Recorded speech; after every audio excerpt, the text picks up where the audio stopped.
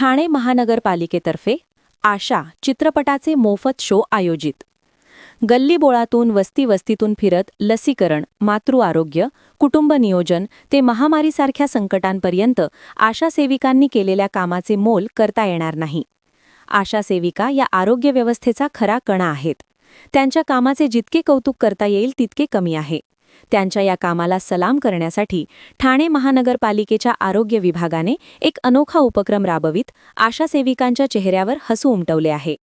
गावखेड्यात, शहरात कधी अंगणवाडी सेविका तर कधी आशा सेविका म्हणून दारावर येणाऱ्या स्त्रियांच्या आयुष्यात डोकावण्याची संधी देणारा, त्यांच्या कामाचं आपल्याला सहज लक्षात न येणारं महत्त्व अधोरेखित करणारा आणि कामापलीकडचे त्यांचं जगणं उलगडून सांगणारा आशा हा चित्रपट सध्या राज्यभरातील चित्रपटगृहात प्रदर्शित झाला आहे. सर्वसामान्य आशा सेविकांची कथा या चित्रपटाच्या माध्यमातून मांडण्यात आली आहे. आशा हा चित्रपटही केवळ करमणूक देत नाही, तर समाजातील दुर्लक्षित घटकांच्या संघर्षाची जाणीव करून देतो. त्यामुळे आशा सेविकांसाठी हा चित्रपट अधिक जवळचा आहे.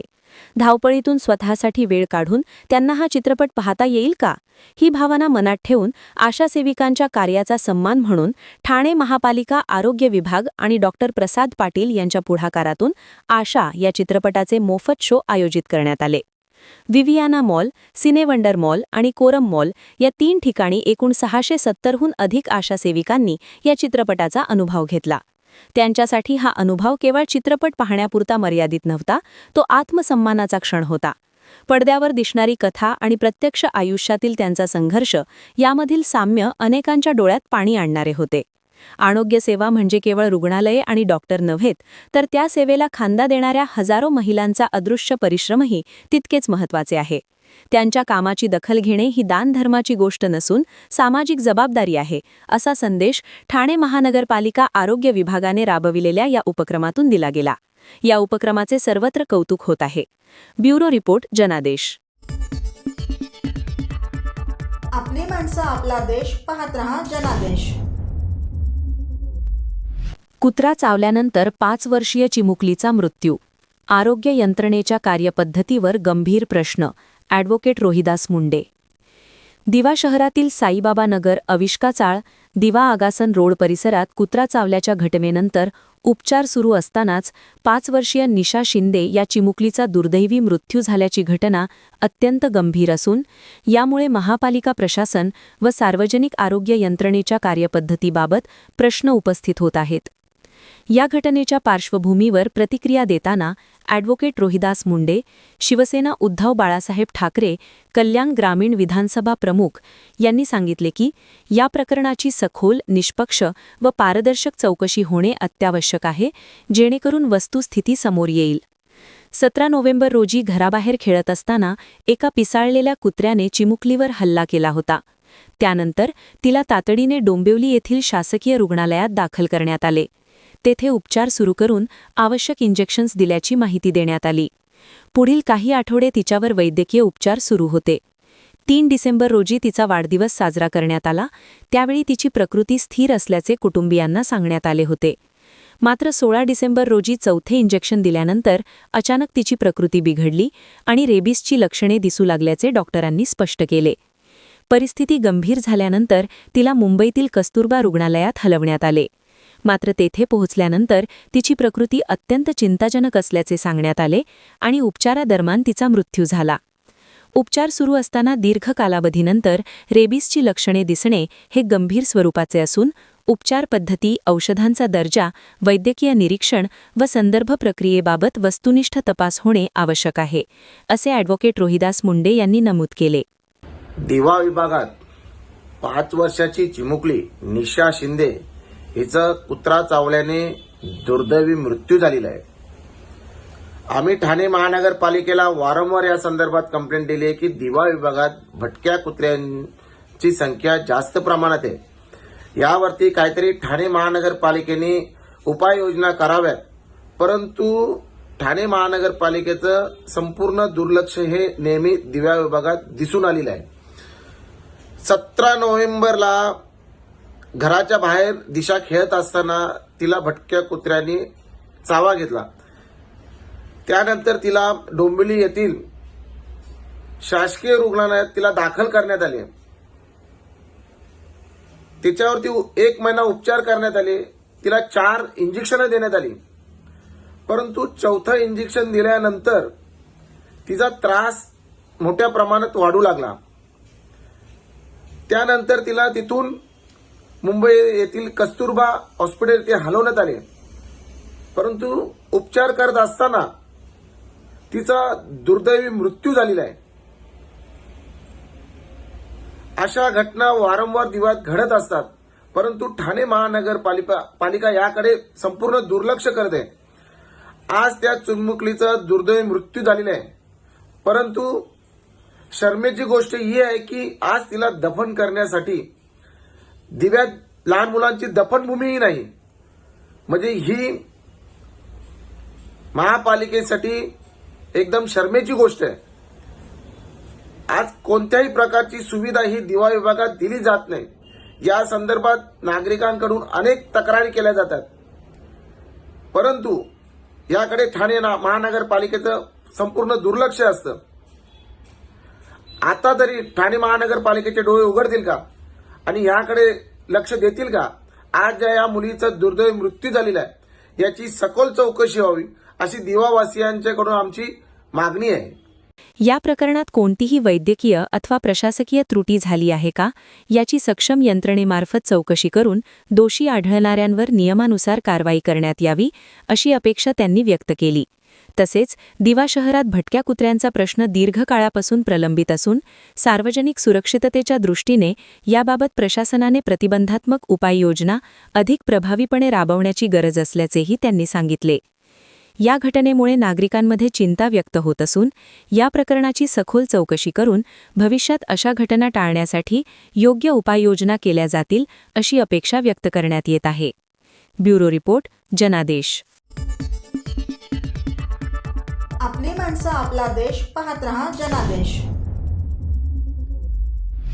सर्व नागरिकांना आवाहन करण्यात येत आहे की सध्या डासांमार्फत पसरणाऱ्या डेंग्यू या आजाराचा प्रसार रोखण्यासाठी प्रत्येकाने पुढीलप्रमाणे कार्यवाही करावी. डेंग्यू आजार एडिस इजिप्ती हा डास चावल्याने होतो. या डासांची पैदास साचलेल्या किंवा साचवलेल्या स्वच्छ पाण्यामध्ये होते. 8 दिवसांपेक्षा जास्त दिवस पाणी उघडे व साचून राहिल्यास त्यात डास अंडी घालतात. अंड्यांच्या अळ्या तयार होऊन पुढे डास तयार होतात. यासाठी आपल्या घरातील पाणीसाठे उदाहरणार्थ बॅरल्स, पिंपे, टाक्या, हौद, रांजणे इत्यादी दर आठवड्याला रिकामे करून घासून पुसून कोरडे करून पुन्हा भरावे. 1 दिवस कोरडा दिवस म्हणून पाळावा.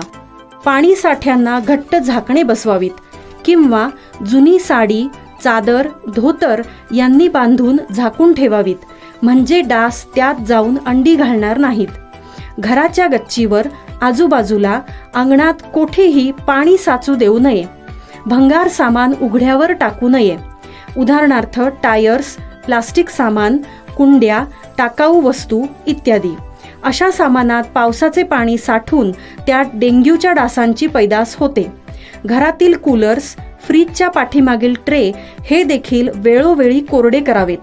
लक्षात ठेवा, नुसत्या फवारणीने डास घनता कमी होत नाही, तर त्यासाठी डास पैदास ठिकाणे नष्ट करणे ही आपल्या सर्वांची जबाबदारी आहे. कोणताही ताप अंगावर न काढता जवळच्या शासकीय रुग्णालयात मोफत औषधोपचार घ्या. अशा प्रकारे नागरिकांनी सहकार्य केल्यास डेंग्यूचा प्रसार रोखणे सहज शक्य आहे.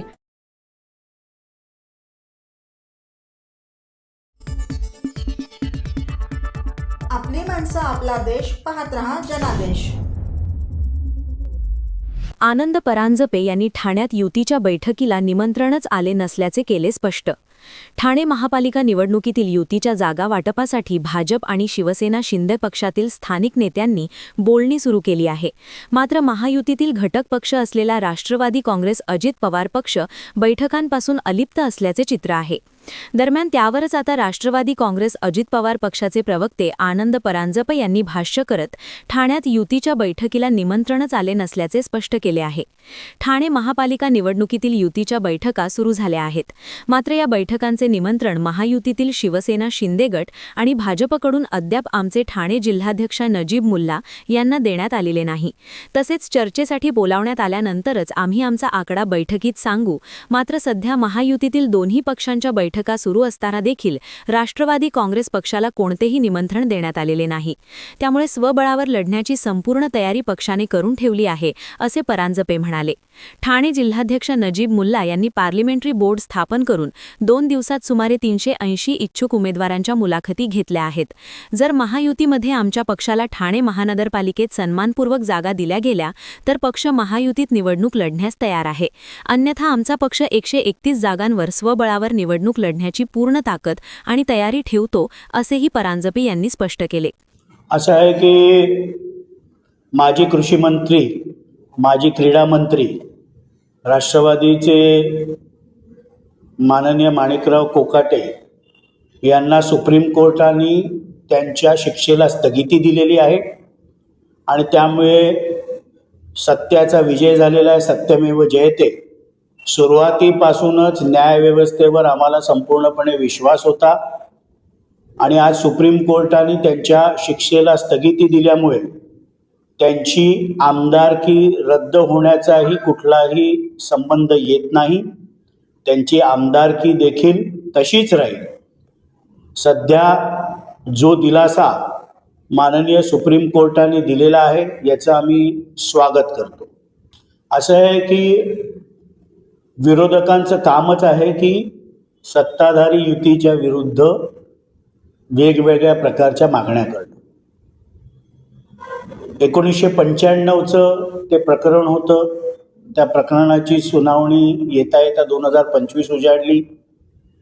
त्याच्यामध्ये जो काय न्यायालयाने निकाल दिला याचा सन्मान ठेवत त्या निकालाविरुद्ध कायदेशीर पद्धतीने ज्या काही कायद्याने आपल्याला संधी दिलेल्या आहेत याप्रमाणे त्यांनी पहिले मुंबई उच्च न्यायालयामध्ये दाद मागितली. तिथे त्यांना जामीन देऊन त्यांच्या अटकेला स्थगिती देण्यात आली. आज सुप्रीम कोर्टामध्ये त्यांनी न्याय मागितल्यानंतर सुप्रीम कोर्टाने थेट त्यांच्या शिक्षेला स्थगिती देऊन एक मोठा दिलासा माणिकराव कोकाटेंना दिलेला आहे.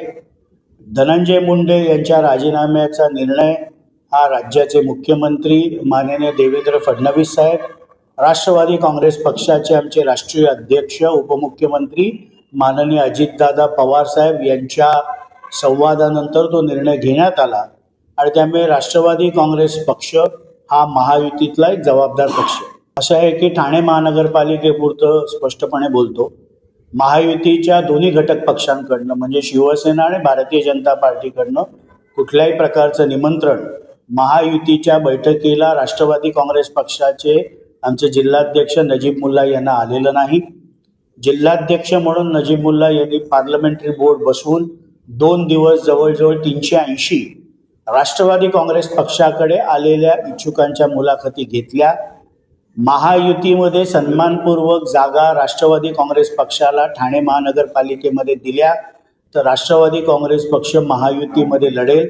अन्यथा 131 जागांवर राष्ट्रवादी काँग्रेस पक्ष ही निवडणूक लढण्याची ताकद ठेवतो. नुकत्याच झालेल्या 288 नगरपालिका आणि नगरपंचायतींच्या निवडणुकांमध्ये सुमारे 215 ठिकाणी महायुतीचे नगराध्यक्ष निवडून आले आहेत. या निवडणुकांमध्ये राष्ट्रवादी काँग्रेस अजित पवार गट पक्षाचीही कामगिरी चांगली राहिली आहे. जिथे शक्य असेल तिथे महायुती म्हणून लढावे. काही ठिकाणी शिवसेना किंवा भाजपासोबत स्थानिक युती करावी लागली तर ती केली जाईल. अन्यथा स्वबळावर लढण्याचा पर्यायही खुला आहे, असे त्यांनी सांगितले. ब्युरो रिपोर्ट, जनादेश.